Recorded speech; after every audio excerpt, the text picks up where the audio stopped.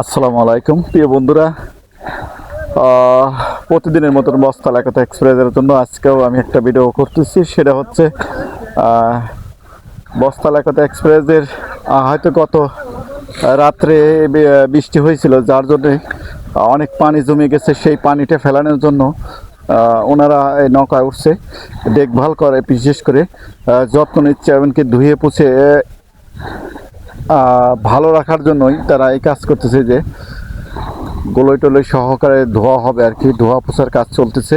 বস্তাল একতা express এই নৌকাটি খুব যত্ন করে রাখা হয়, অন্য অন্য নৌকার থেকে আলাদা। কারণ কি, বিশেষ একটা কারণ, সে বৈশিষ্ট্য হচ্ছে 2025 সালে এই নৌকা যে নৌকাভাজ হয়েছিল, সেখানে প্রত্যেকটা খেলায় সে জয়যুক্ত হয়েছে, একটা খেলাতেও সে পরাজিত হয় নাই। সেই জন্য এই নৌকাটি বিশেষভাবে যত্ন করা হয়।